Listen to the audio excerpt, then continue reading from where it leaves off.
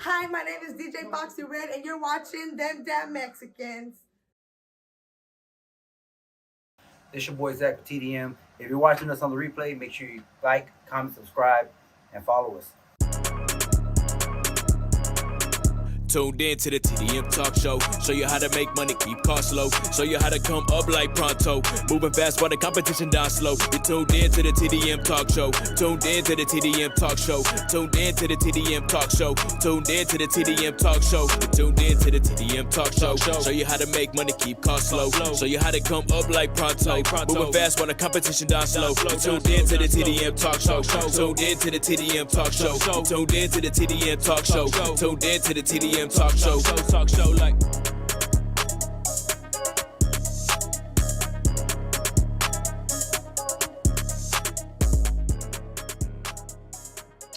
What's up, everybody, man? Thank you guys for tuning in to this week's episode of TDM Talk. As usual, I have Mexican Connected in the house, Angie the Trap Queen, and behind the boards, my man Adrian Angelo. And then I got some special guests in the building tonight, man. As you guys can see, I got my boy right here, Chop the Father, yo, repping that east side, and my boy XICANO Vega out that west end, man. So y'all give it up for these guys, man. They got a big show coming up tomorrow, and we're gonna get into that in a few minutes. So I'm gonna just talk a little bit briefly about how I know you guys. Now, Vega is the guy I've known about as long as I've known Adrian as well. We all go way back to the early days. He even allowed me to direct a video of his how many years ago was that? 12 years ago. 12 years ago. Yeah, yeah. This video is not for kids. So anyway, yeah. So we have a long history, man. He's performed at Embrace the Culture events. We're gonna have fun tonight, man. I guarantee that. Our producer's been drinking for 2 days straight, so we're gonna have fun. My guy Chop the Father here, man. We just met about a year ago. He came and performed at Embrace the Culture 3. Came and did his thing. He's part of the Crash Landing crew. Those guys, both these guys have been on fire, man. Like they put out songs like it's nothing really, and it's all quality content, man. You guys got to go check them out. So with that being said, we're gonna, I guess, get this thing going. Ooh, he passed the mic to me. What's up? Well, since there's two of y'all, I'm gonna start with one. I'm gonna start with XICANO Vega. I was doing a little research on you, and I saw back in the day, I'm talking about like the MySpace days. I was trying to get to know who you were, and I seen no MySpace still no, I YouTubed him, but it was like he was shouting out his MySpace. You can find me on MySpace. Damn. You can find me on Moco Space. Oh, no, I never had that. But you had your name as Gangsta Loke. Mhm. So can you tell me a little bit about the name and why you ended up changing it to XICANO Vega? Shit, I was Gangsta Loke when I met Adrian. And then a couple years later, met David. And it was funny because Gangsta Loke was the pseudonym I went by when I was doing gospel rap. So you're not doing it no more? Nah, it's been a while. But yeah, it was kind of weird that I was like a Christian church guy and my rap name was Gangsta Loke. But That's actually a really good idea, though. Well, honestly. Well, does it stand for anything? nah, it was nah.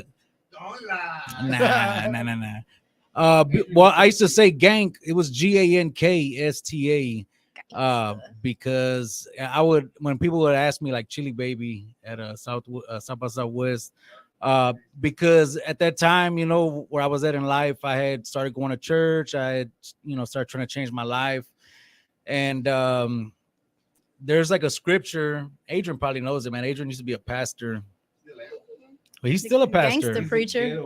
But he used to always hit me with the scripture of the day on that Bible app on the phone. But yeah, it's been a while. Yeah. So why did you change your approach? But gangsta was because like the Bible says that the enemy comes to steal, kill, and destroy, and I had felt like he had like stolen away a lot of stuff. I had homeboys that died, cousin and other friends that were in prison, 30-year sentences, life sentences, and stuff like that. So I felt like the devil had took a lot from me, and I was here to take it back, to gank what he had ganked from me, to take my future back and all that. But That's an old school term too. That gang. Yeah. You rob somebody like man, I just ganked. We're out ganking. Yeah. That's interesting. I never heard of that. Yeah. Is that a down south thing? Gank? Mm-hmm. I never heard that term. You is got what I'm saying. like you got you got ganked. I don't know. I don't know if they said it anywhere else. In the West Coast, I never heard it. I mean, it might have been around, but I never heard of that. I want to say I would hear it on the West Coast. I would hear it on West Coast music. I could be wrong. I don't know. It doesn't matter. Well, he changed the name clearly. So why did you change the name? And why did you change like your approach in music? Well, I had recently said in another interview that my art, my music, it reflects my life. You know what I'm saying? So, when I was a teenager, I did gangster rap. I did music about ganking and selling dope and stuff, and not to incriminate myself, but my music was reflecting what I was doing. It's the statute of limitations. Damn, I'm that old.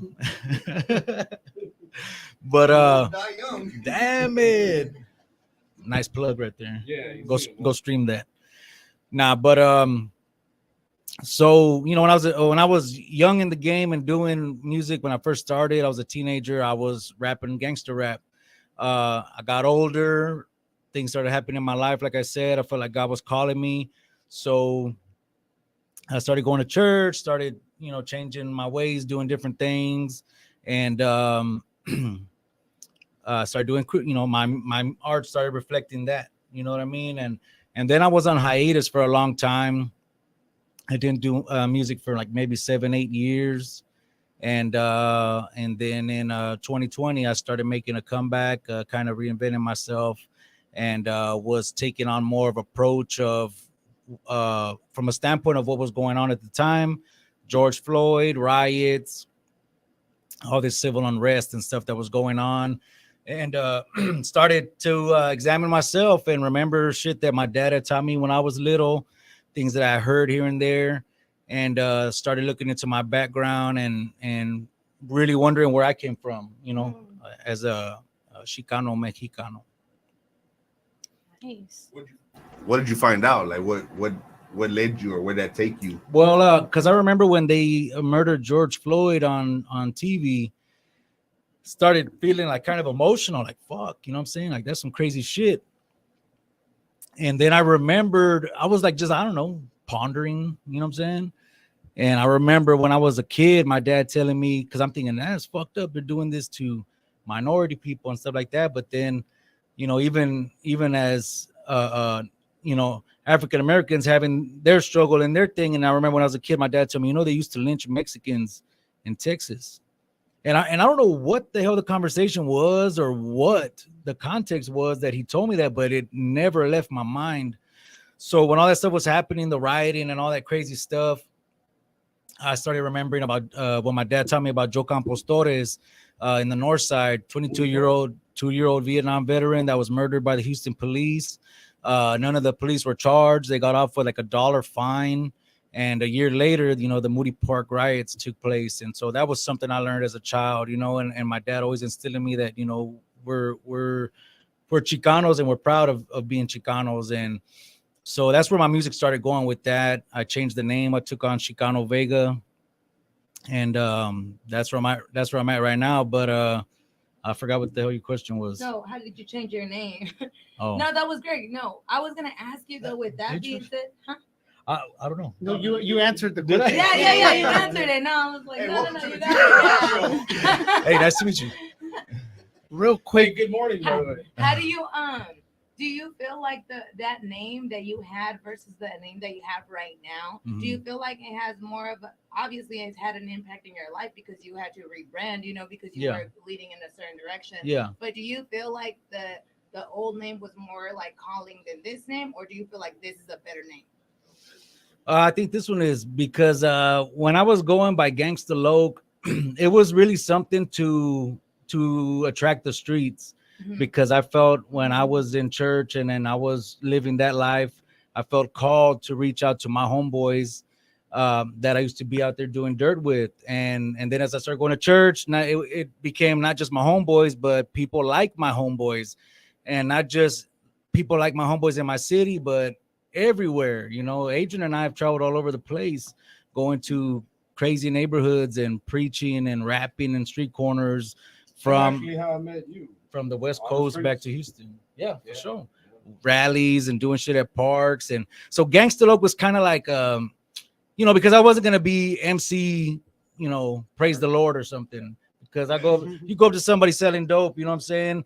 Hey, I'm MC praise the Lord. Bow. They don't want to. But that was drawing that demographic. Then Yeah. at that point, you were drawing in the. I was trying to streets reach from out that. to Yeah, gangsters, to exactly. hustlers. So help Gangsta them Loc. change But their then when life. they ask my name, well, then I give them that whole spiel about, you know, yeah, the devil gang for me. Now I'm ganking it back and boo boo. Gotcha. Yeah. Oh, that's dope. Do you like your new name now? Yeah, it is. Is that going harder right now? It is who I am. Making noise, huh? It is who I am because, you know, I'm both sides. I'm Chicano. I'm of Mexican descent, not colonial Mexico, but indigenous Mexico, Mexico. And Vega is the other half of me that was colonized, that was conquered, you know, a Spanish name, you know what I'm saying? You know, from fucking Isle of Spain and shit. Dude. Chop, how'd you get your name?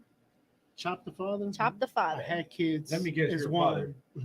I had kids as one, but at the time I was thinking of a name. There was a lot of like good rappers that had a something the something name. So it's Chance the Rapper, Benny the Butcher, Conway the Machine. So I was like, seems like it's a good like marketing thing because whatever the is the whole brand. Are y'all listening? Listen. What'd you just say? That was a good market. It was a good marketing scheme for sure. Yeah, because like Benny the Butcher, he sells hats with two fucking like. Yeah, he's dope. Conway the too. Machine, he sells a lot of stuff like it's robots and stuff like that. So you got your kids and I've had before. So my daughter, she's one of my cover arts for one of my Aw. albums. how many kids you have? Just a daughter? I got 2 daughters. 2 daughters. Oh, girl, dad. Oh, Yep, yeah. 4 and 2. Small girl dad. And that is not easy. So it wasn't as complicated, right? Like, No, or, no. it was pretty much like, yeah, Nah, I'm just gonna, I didn't have to take it back 10 years. So how do you guys both feel about being categorized as like do y'all prefer to be categorized as Latino rappers or Mexican rappers or Chicano in your case, Chicano rappers? Don't get me Or wrong. just rappers in I'm general? proud to be a Latino rapper, but just the name within itself puts you in a box. Right. Like it's like best Latino rapper. People think, oh, you know, SPM, but when you say best rapper of all time, Big Pun comes up. Mm. So it's kind of just like it limits you, because other than Big Pun, nobody gets like that top 10, top 20 argument, and he rarely gets it sometimes. and he rarely gets Yeah. it sometimes too. But if we don't have anybody, then how can we have that category? So in a way, yes, it's a box, but also you're being challenged. We're to getting be the best recognition. in the Latino community too. So you want to be an overall, but how do you get to so that you can get classified? Honestly, I'm still trying to figure it out because I feel like there's a lot of dope Latin artists that should be further than they are. Like, for example, Doman. Doman's been like one of the nicest for a long time. And like he's gotten far, but he's never gotten that just like worldwide What do or you like, think, though? man. Or why not? Everybody always says nobody since SPM has done what SPM has done, and why is that? I've heard it discussed, but no one's really just answered it. Or is there even an answer to that? Because they don't have good PR. Because Nah. because in the music industry, you have to have a good PR. You really do, because that includes all of the marketing. We have really good people.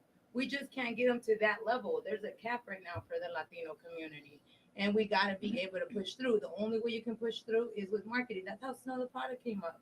You know, her marketing is impeccable. You know what I mean? And every follower she has, it's a genuine follower that she has. Yeah, you know she what I does mean? have a really It's strong like following. her shows will get sold out.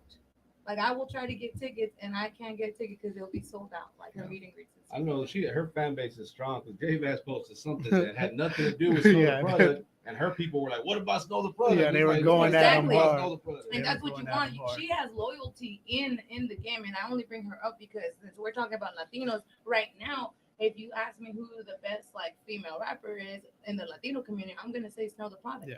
And then and just in general too, she's a strong argument for the best. Right. So I feel like she kind of did that whole category. I know you don't want to be boxed in, which is a good point. But I'm saying if you look at it from a bigger like standpoint, is that how do you feel about that one? Yeah, I think definitely we have to like make a way because there isn't a way, you know.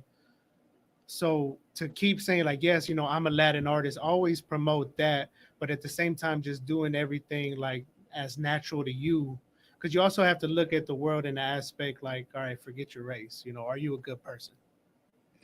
Are you can you be an example for people? Because the best followings are people that have like the same ideologies as you.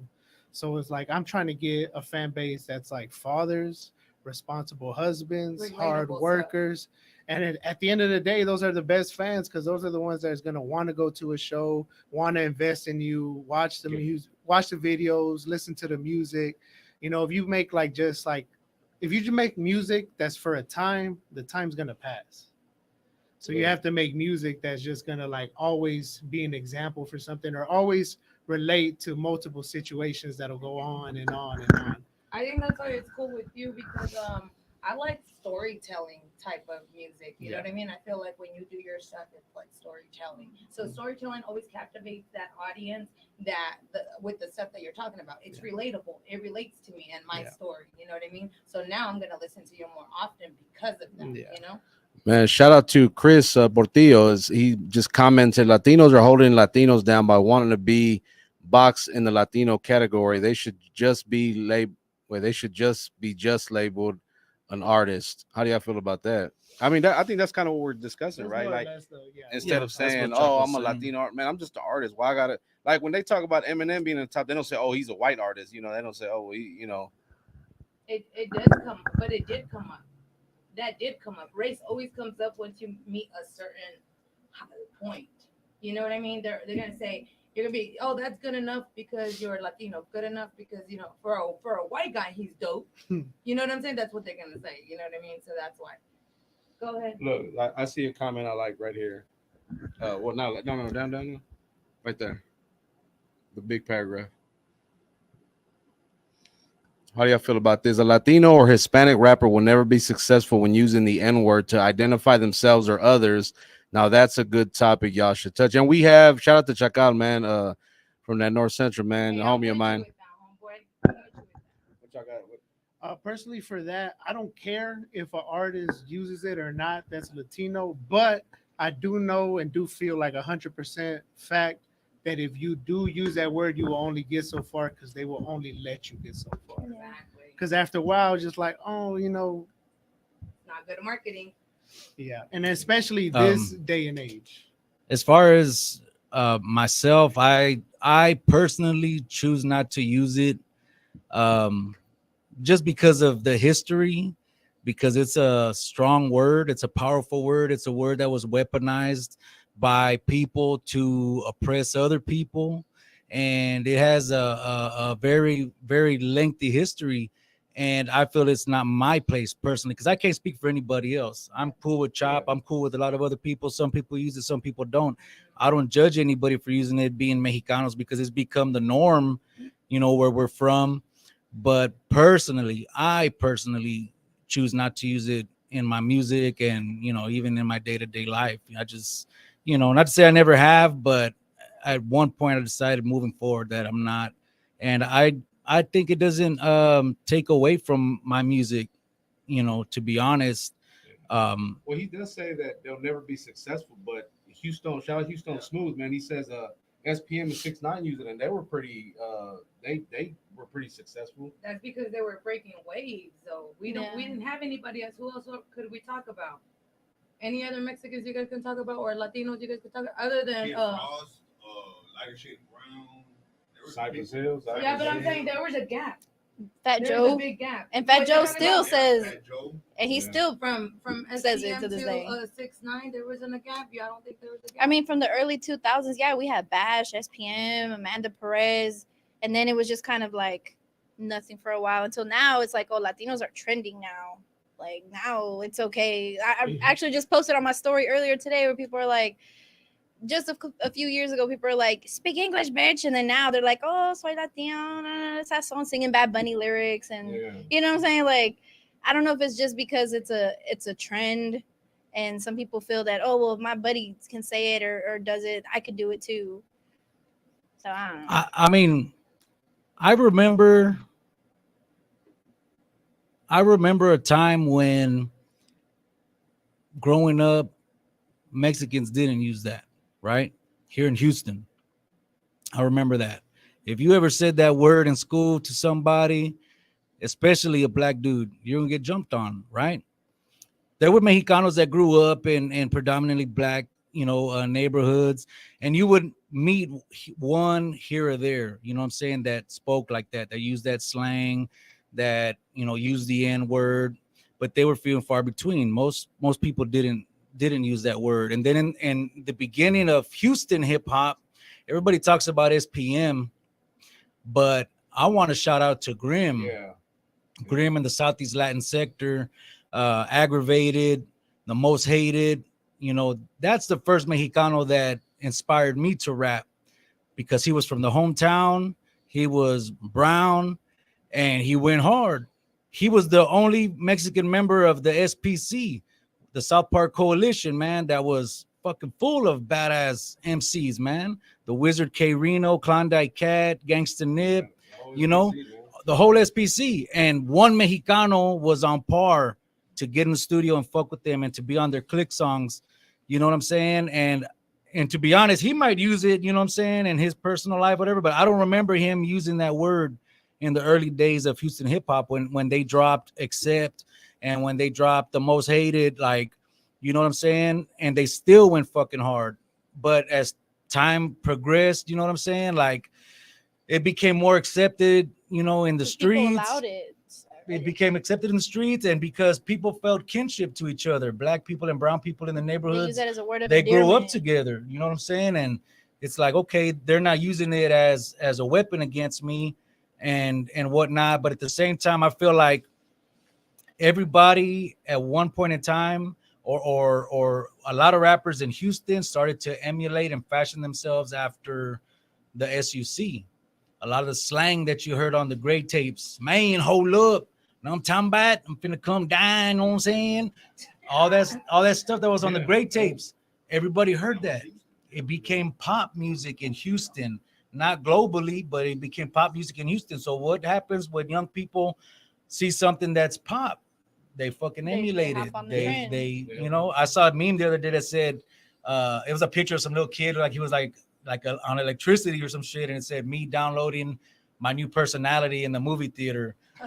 And straight up, when you're a kid, you see a fucking movie and it's like, oh shit, you see a character that you like and you want to be like that. You want to emulate that. You come walking out of the fucking movie theater after seeing Blood In, Blood Out, and you're walking with your chin up and your chest out, and you know what I'm saying? Like, kids, they do what they see. And at that time, Screwed Up Click, the Great tapes, they took Houston by storm.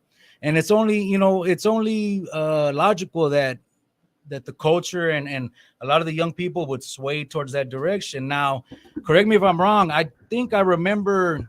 You're wrong. No. I want to say it was ESG. Don't come at me if I'm wrong, but I want to say I think I heard ESG say on a podcast, and I don't remember which podcast, that they would laugh when they would hear other people talk like them on the Great tapes, because you know what I'm saying? Like, it was just an act, other people doing that stuff, but like I said, I mean, kids went to the school and saw to the movies and saw Teenage Mutant Ninja Turtles. Yeah. They wanted to fucking be ninjas and shit. They emulate what they like. They see something they like, they want to emulate it, whatever it is. Some people may say like, well, that kind of caused maybe the raza, because I'm not just talking about Mexicanos, I'm talking about raza, Hondureños, you know what I'm saying, Mexicanos, Guatemalteca, everybody that's raza in Houston leaned to that culture, leaned to that slang, leaned to that verbiage, and it became like, oh, that's Texas culture, that's Houston culture. So do you think that's hurting the scene today? No, because it's so saturated with that slang, with that culture. I don't think it's hurting the scene, because it is part of what makes Houston, and it made Houston that for a long time. It's part of Houston.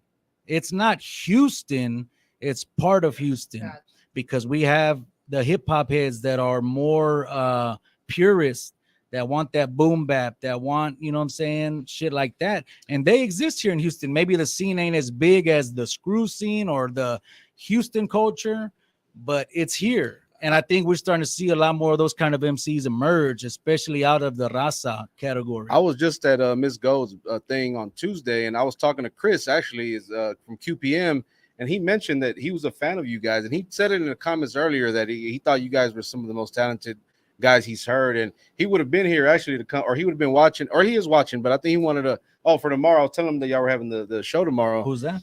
Chris Portillo. I think Chris. that's Chilo's dad. Oh, for sure. Yeah, for sure. OG, Shout OG out Chris yeah, Portillo. man. He big up y'all, man, for real that day. And Shout out. Appreciate before you we listening. proceed, man, hey man, you guys, man, share this, man, share it with your peoples. We're gonna play a game real quick with Chop the Father. See if he knows his. He got a project that just came out, and it's titled Vader time. Vader Time. So the game involves questions about It sounds like a setup. Vader. It is a setup. To answer questions. If you're wrong, you're canceled, bro. All right. Put it on First MySpace. question. I'll take it down from title. First question. Go ahead, David. What did Vader go by when he first went national? Big Van Vader? No? So you set up. Baby Bull. Oh shit, No, y'all going way back. Yeah. Over one. for one. 0 for 1. I need to get this The Vader bomb. one. Yeah. What was Vader's finishing move? The Vader bomb. Vader He's gonna bomb. demonstrate it after the show. Yeah. On Adrian. That's the next question. Next question. This one, though. See if you're going to get this one. Who did Vader beat to become the WCW World Heavyweight Champion? I want to say it was Ron Simmons. Oh, no, that was. That's that a good- was- that's that a was good second. one, though. That was good. That was actually Sting. Okay, that was my second.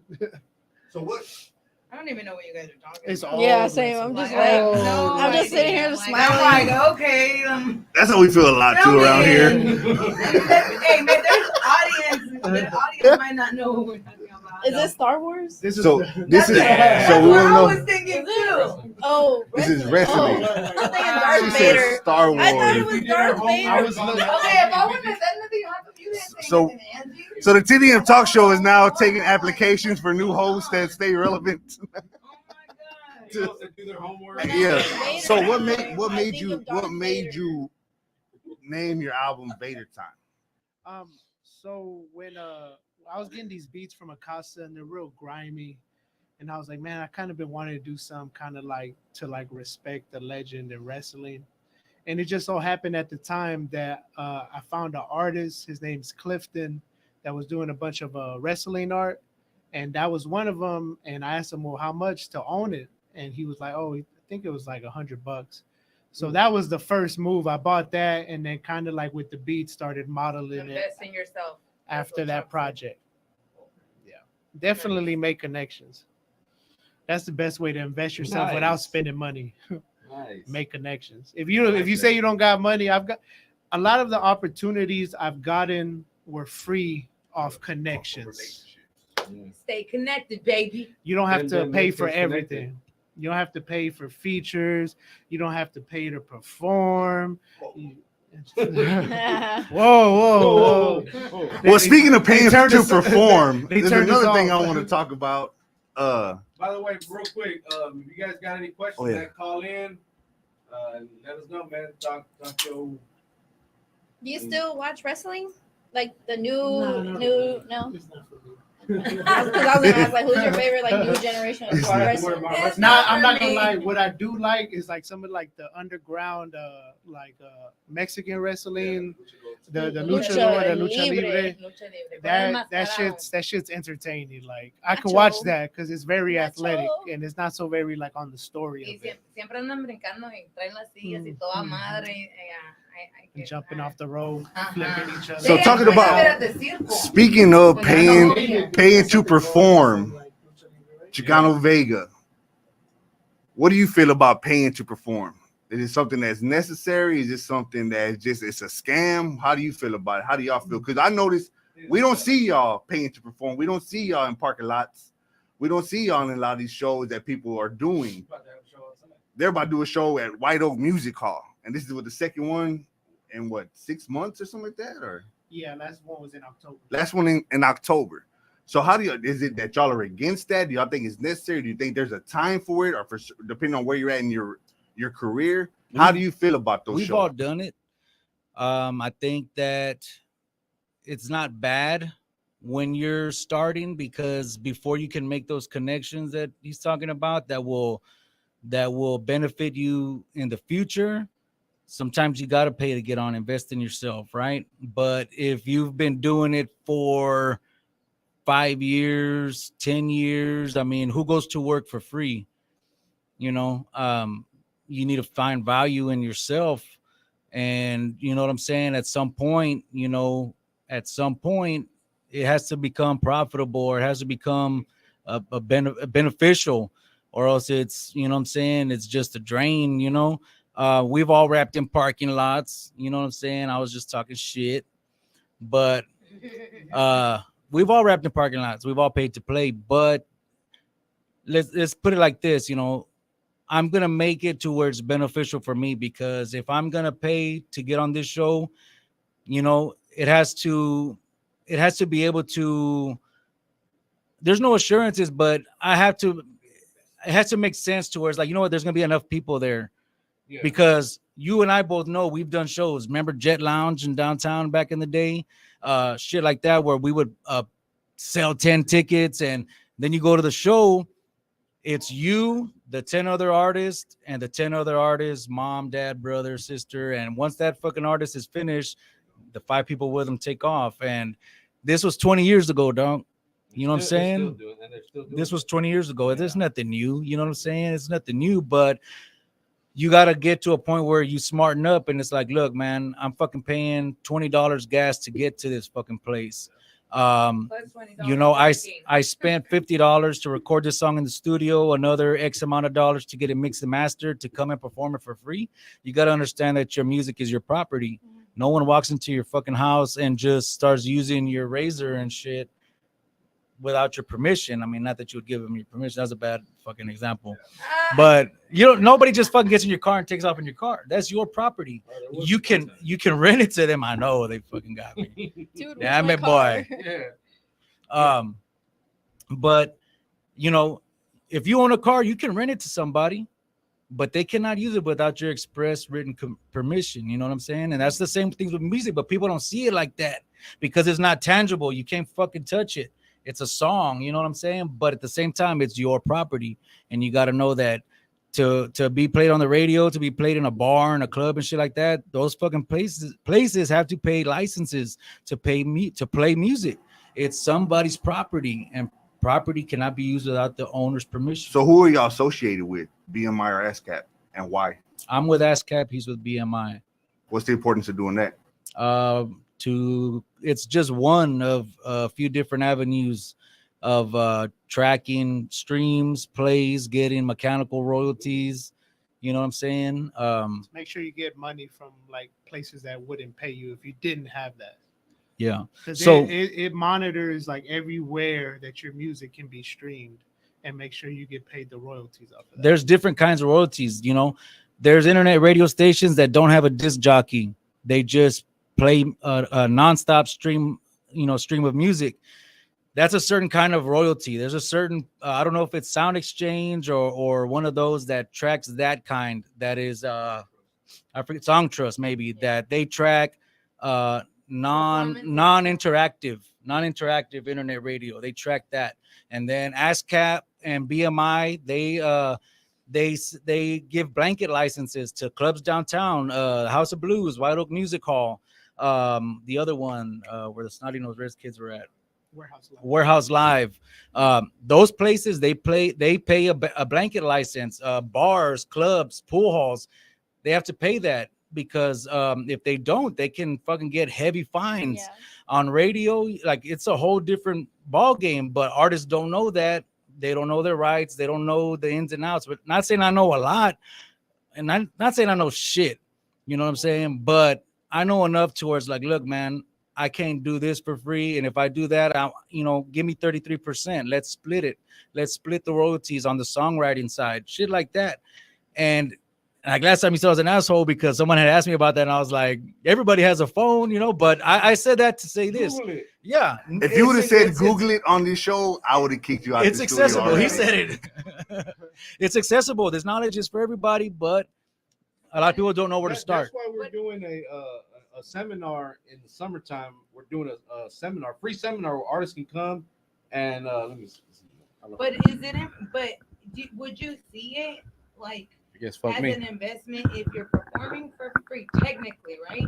But you still have song trust, so you could go in and push it.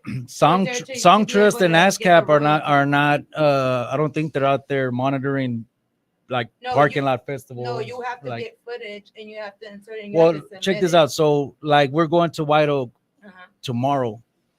The songs that I'm gonna perform tomorrow on Friday, most likely on Saturday, I'm gonna log into ASCAP and I'm gonna put the playlist of songs that I performed because they're already registered. I register all my shit.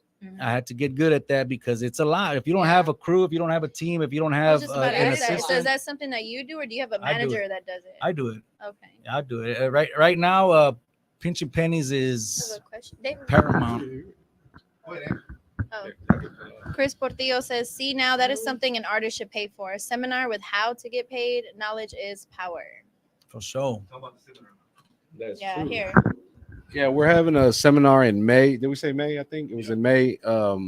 It's actually called Embrace the Knowledge, and we're bringing in, and it's gonna be free, man. So artists can come in and just get free game and better their everything, really, man. From publishing to distribution to artwork to, I mean, you name it. Yeah, song quality, shows like we just discussed, things like that. I see that Jesus, shout out to Jesus, Sound Trust collects worldwide, while ASCAP and BMI, where is it?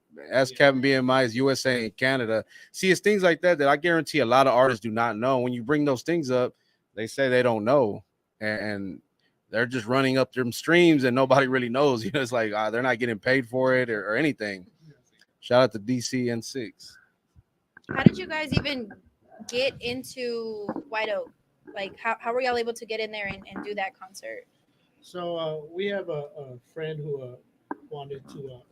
We have a friend associate that wanted to start promoting shows, and when we did the first show, the thing about it is you want a good crowd, and you don't want to oversaturate it. So you got a lot of these shows that have upwards plus 15 artists with 5 to 8 minute sets. Like nobody's there. It's hard to like try to get your people to come out to come watch you perform 2 songs, 1 song. So you really want them to like invest in it. So that's why keep the artists that are performing low, 6 at the most. Everybody have like a good 20 to 30 minute set. And that's why, you could get people to come out. You could get like the fan that's like, oh, I don't know if I should go. I'm gonna drive all the way out there just to see you. Now if you come out to the show, it's gonna be a good 20, 30 minutes. And if you're a fan, that makes it worth it. Plus, if you get like a good group of people that are working and making traction, it just, everything connects for a good show. If you got 4 or 5 solid artists, they're all working, they're all dropping tracks, they're all promoting the show, dropping videos, dropping music, it's going to make for a good crowd. If you, in 2 weeks from now, pay to come, fucking perform at this dive bar, you get 8 minutes, it's going to be 20, 30 of y'all. At that point, the biggest fan is the artist. That's who you're making money off of. You're not making money from people coming to watch. You're making money off these people like, oh, this might do something for me, when most is not going to do nothing for them at all. I couldn't justify paying $50 to perform 1 song. You know what I'm saying? It should be the other way around. But mind you, like I said, a starting artist who is learning how to count bars and still, it's good practice performing music that he recorded, in his bedroom. Yeah, of course they're not going to warrant a fucking big payday, but you got to start somewhere. You know what I'm saying? I think even so, like back in the day when we did it though, we didn't have social media like they have now. So they really can't take advantage of it. Yeah, you can pay $50, $100 to perform, but yeah, with you being able to upload your footage, like you can still somehow you have content. You have That's content. what I was trying to tell him, because a lot of you people can don't still know somehow do that. that, I man. hear this all the time. That's what I was saying. Like I hear this all the time, which it's relevant what you're saying. You know what I mean? It's definitely relevant, but majority of the people that I know from like the smaller groups that's coming up, that the new gen, they don't have some song trust. Yeah. They don't have it. They don't even know what that is. But because they don't know. Because I've asked. Because they don't know. Exactly. Not that they don't need it. Yeah, they definitely need it. Like you saw what King Little G said on that other podcast. Yeah. He said they're all talking about unity, but then tell me, why ain't these old guys ever showed us how to register our music? Yeah. He's the one that I got that whole information from when I was telling you the reason why we haven't made it a certain level is because you don't have a good PR. He actually has a really good PR, and everybody that's around him in the Latino base, they have good PRs. You know what I mean? That's the reason why he's able to like kind of like open up a little bit more and have a crowd, because you're thinking like that's a gangbanger right there. That's, you know, you wouldn't think that he had a lot of fans, but he actually does. Yeah, you know he has a big following. His numbers are good. Yeah. But I like what you guys do for real, because you guys have a different type of sound. You know what I mean? Because we're talking about the new generation, and then we're talking about how you guys came up and everything. You know, so I really like what you guys are doing. Yeah, and to touch on that, you know, a lot of people tell me, at least, I don't know about Vega, oh, you don't sound like you're from Houston. Well, I'm like, good, because I don't think Houston should have one sound. You shouldn't be able to hear me. Houston's and know diverse in general. where I'm Our from. food, our people, and our music. Yeah. I've actually sent some of y'all music, yours especially too. Shout out to DFD Baby Lee in the house. And I had a homeboy tell me, he's like, yo, this is that. He's like, where is he from? Like from here, you know? And they were like, damn, for real? From El Paso. Yeah. Not El Paso. Shout out to everybody in El Paso, man. So is the show tomorrow or is it Saturday? It's tomorrow. Also tomorrow. Is there any special guests that are going to be? Yeah, let's talk about that. Yeah, plenty special guests. Ooh, can you announce them? Give them the lineup, Give Chop. them the lineup. So we got DFD Baby Lee, DFD Baby Lee, Carlos Slim, Houston's own MC, Fate with the Bees and the Locusts. He's out of Arizona. He's gonna be performing with a live band. Shout out. With a live Shout band. out Lower Tucson, AZ, we're gonna- Burke. We're gonna have a pouring up talking shit, doing a live podcast, talking to everybody as they get off the stage, or anybody who feels like they have something to say, they're gonna be back there. And if you have a platform and they got time to talk, they're willing to talk to you. So I I have a know question. Why wasn't it us? Huh? No, I'm kidding. we didn't know about y'all yet. You see, We planned it. Who We else? planned over. There's more people? The plan was booked. The date was booked in November. Oh, nice. So you guys have plenty of time to plan out. Yeah, we've been doing a lot. We've been doing different interviews, dropping music, just being out in the scene. So And you guys have music together? Yeah. How did we do. that come together? My friend and also rapper AB Raps, he performed at a place called Red Dwarf, and I went out to support him. And Chicano Vega was out there performing too, and that's when I met him. And ever since then, we just kept in contact, and after a while, it just made sense to make music. Dope. I saw that you did a song with Tillo. Yeah, I did. Razor Dreams, right? Yeah, he's another special guest that he'll be performing. He'll be performing that with me tomorrow. Okay, cool. So that music video, I was watching the video. Where was that video taking place at? With Tillo? Yeah. That's in the studio that we recorded it at. So I seen in the background, because I was just like, I look at all the details. I feel like visuals should have like a movie, you know, you have everything matter, everything's detailed. But I seen in the back, speaking of detailed, you guys had a vinyl sticker that said Gilbo's exclusive detailing. That's actually my mobile detailer. Do y'all know him? Yeah, he's very cool with Nico. So I know him, and like we're cool now, but that's where I met him through. Wow. Because he did a lot of work in that he did renovations in that studio for Nico. Okay. So he's just handy in general. Yeah. Shout out to Gilbo's exclusive detailing and handyman and handyman. No, he comes to you anything you need. Yeah, but yeah, I saw it in the video, so I was like, yeah, he's a hustler. He'll go to you. Like he's like, just if you tell him a time, you better be there because he's gonna be there. Yeah, or you get left outside. Shout out to Nick. That's dope. Speaking of No Sleeps, though, man, I know No Sleeps does a lot of stuff with y'all produced. Both y'all, or no? I know Vegas. He produced. So what do y'all have with No Sleeps? Is it just friends? Is it contract? Yeah. Well, how does No that work? Sleeps is a production company owned and operated by 3 close friends who are also musicians and creators. Bad Child, Nick, who goes by Young Elder, and Sandman. And he was saying that the first time that we met, or that we met at the Red Dwarf, but I think it was through. Was that before Bad Child?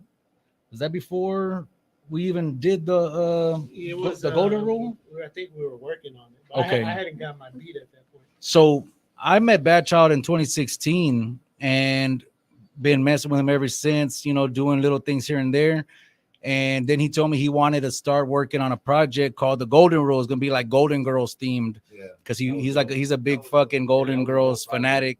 He has the velas in his restroom and with the Golden Girls on them and pictures and all kinds of stuff. But he was like, yeah, he goes, I want you to do a song. And he goes, and I'm gonna get John Black, who I met through Bad, who I met through John Black. He's one of my favorite out of Houston.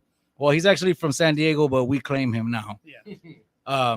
But he's like, we're gonna put John Black on a song. He goes, and I know these other 2 guys. I know him through my cousin or something, or I know him through somebody, and was AB and Chop the Father. And I had just seen AB on a video, you know, and so that's where we all met through Bad Child. And then through Bad Child, we met Nick, Santiago, and they had started No Sleeps like 10 years ago. And it was just something that, you know, they didn't really do much with it. And it's kind of crazy because I feel like, you know, I was doing music 20 years ago. Shit didn't really happen. You know what I'm saying? Like, you know, life happened, jobs, kids, being married, damn like, burdens, boy, all that stuff. You know what I'm saying? And nothing happened. Chicano, the grandfather. King Salute, the father. Nah, but so like kind of like with them, it's crazy, man, because I feel like, you know, it's just always, you know, it's just like a wave, you know.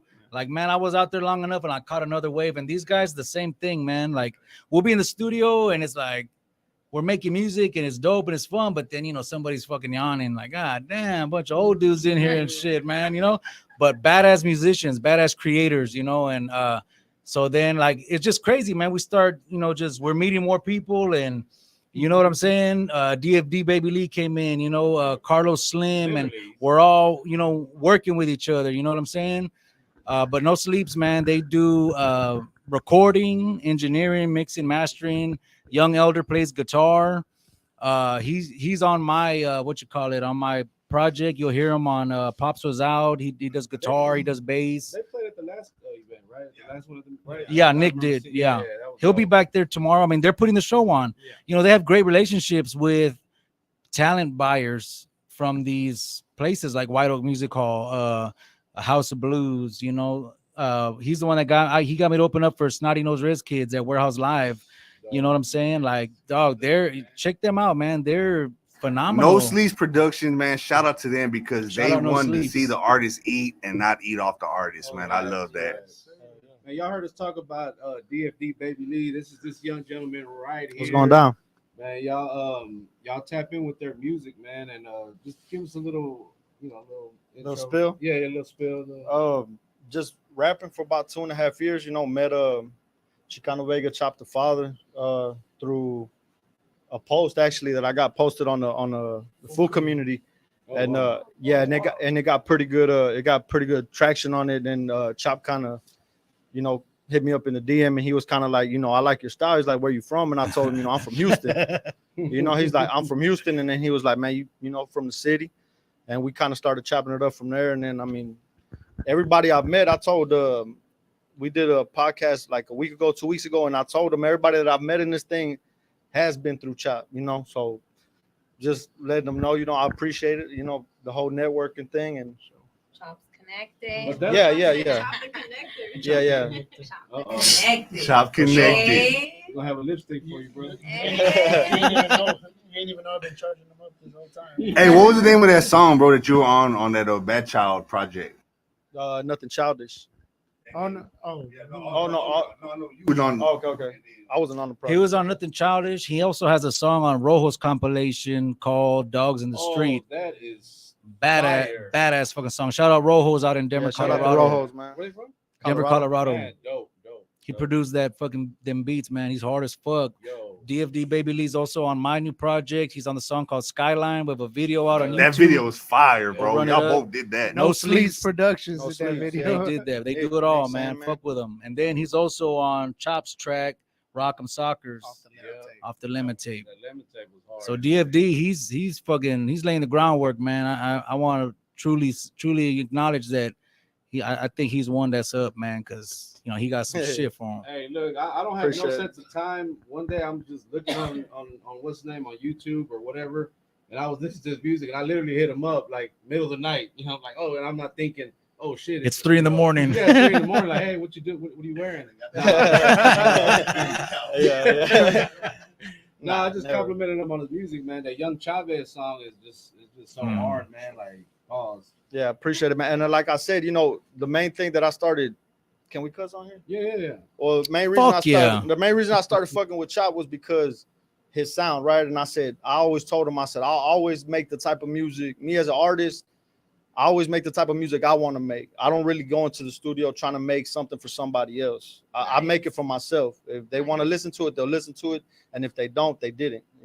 I said, you're not gonna keep, in the court of public opinion, you're never gonna win. So I told him, I like that he came out as himself. I'm a father myself, so I was like, I could relate to it. I don't rap about the shit, but I've changed the diaper before, but I won't come out and say, yeah, but it's relatable music. Yeah. So in that sense, I told him I'm trying to hit my core fan base, like he's trying to hit his, and yeah, pretty much that's why I got respect for people like Chicano Vega, Nick. If I see that you're trying to make the type of music that you want to make, I'm all for it. I'm all the way for it. And what's your core base? I wouldn't even know. I You mean, don't to know be yet? honest with you, most of the people that pop up in my DMs and show me love, I know when it's genuine. I know when it's, it's not the. They want something from you. Yeah, or they want something from me. Exactly. So I say my core fan base is, I rap more street rap, but it's still lyrical. I think if you listen to it, I try my best to, like you said, I paint a picture. I try my best to paint my picture. That's Yeah. That's actually a pretty. We're damn missing good, that right now. Honestly, what I was saying about Baby Lee was when I first heard him, the shit he was talking about, he's talking about selling dope and moving like that. And I would hear it. I was like, man, like I was thinking the same thing. Allegedly, it's all just all props. music.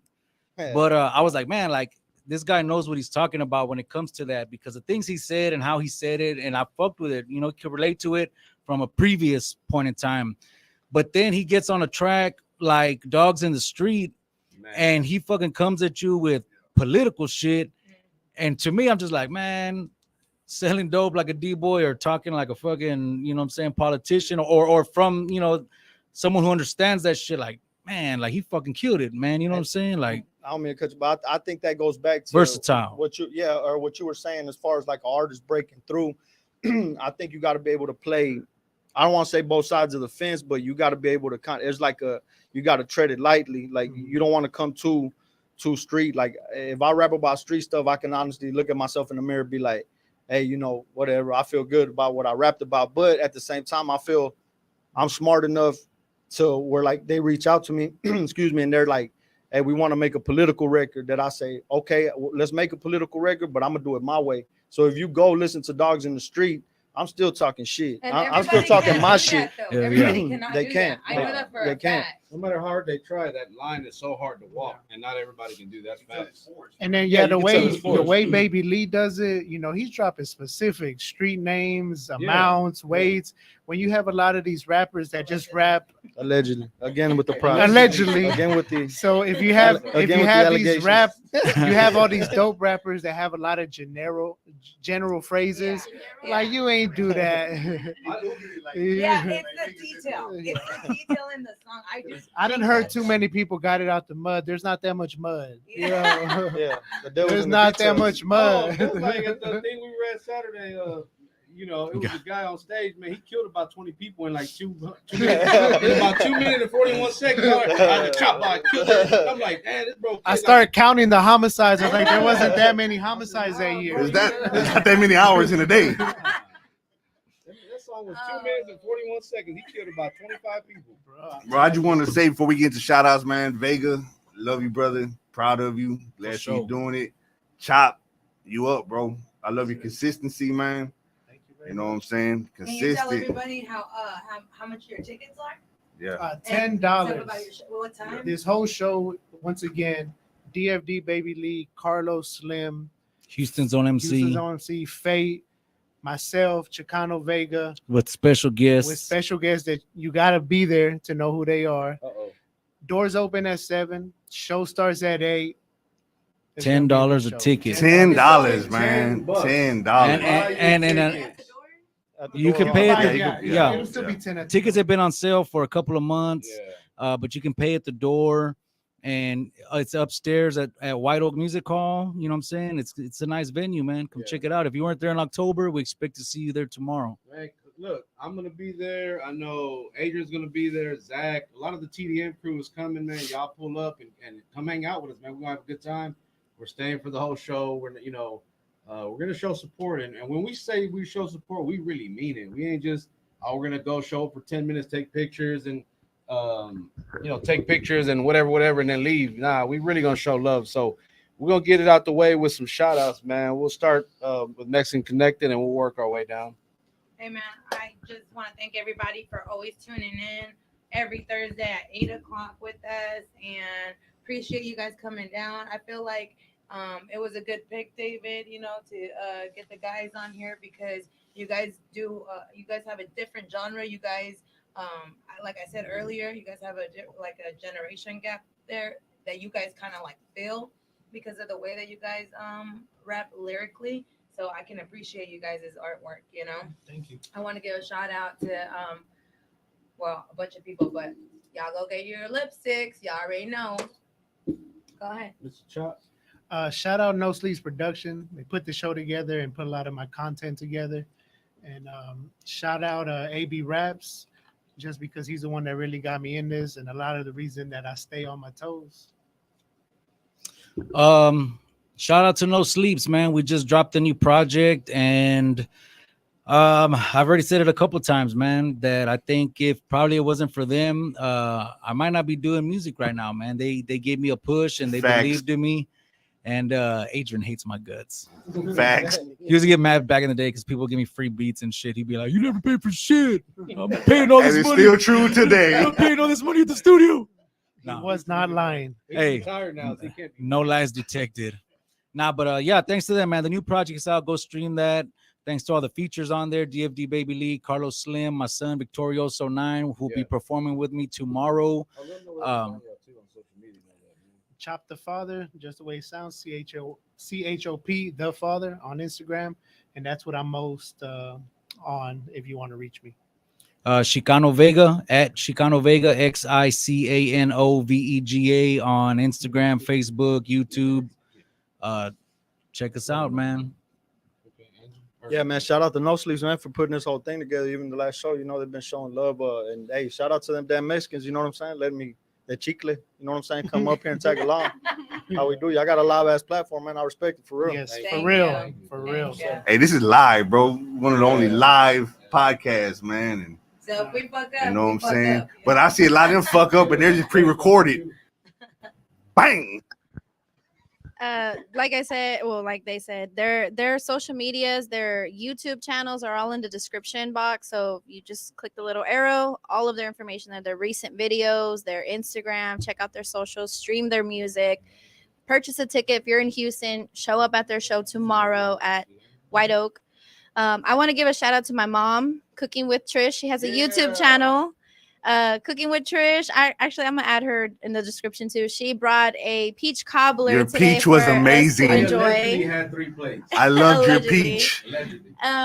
Yeah. So Best shout out to peach. you, Mama. Best It's peach somewhere. ever. It's somewhere. That There's a peach little bit, was girl. You was great. late. There's a little bit. There's a little bit. That- I didn't eat none. I That didn't eat none. peach, though. But shout out That to my mommy. peach was amazing. And shout out to my team at Trap Sauce. Some of us are sipping micheladas. Right here. Trap Sauce sponsors all of our videos with the beverages, keeping y'all's thirst quenched. And shout out to my team, Kelso, holding it down at the trailer while I'm over here every Thursday with you guys. So shout out to my husband and my children, my baby girls that are watching with grandma right now. So yeah. Ron, keep watching that wrestling, Ron. Keep watching that wrestling. Man, shout out again. Just thanks for everybody that was, man, my bad, bro. Trying to yell in your face. Oh, yeah. I always get the pink one, man. Shout out to everybody that tuned in tonight, man. If you commented and you commented and shared, man. Appreciate you. Shout out my bro Manuel. I saw him comment on there. He just came home from the pen, man, a couple weeks ago. Man, shout out to him. Man, he's gonna be he's already working. He got doing great things, man. So much love, bro. And man, we'll see you guys until next week, man. We are Mexicans. Oh yeah, let the party begin. Every Thursday at 8 p.m. The damn Mexicans, we at it again. Can't take no losses, we after them M's. We got Angie, she's the trap queen, serving the micheladas and keeping you laughing. And call up David if you have a bad day. He'll hit you with motivation and tell you it's okay. But don't call on no disrespect shit. Eye for an eye, you can disconnect it. Don't even try, you can hit the exit. Women empower women, let's get connected. And Adrian keeping us connected. On the technical side, can't get hectic. Right now, I hope you get the message. We are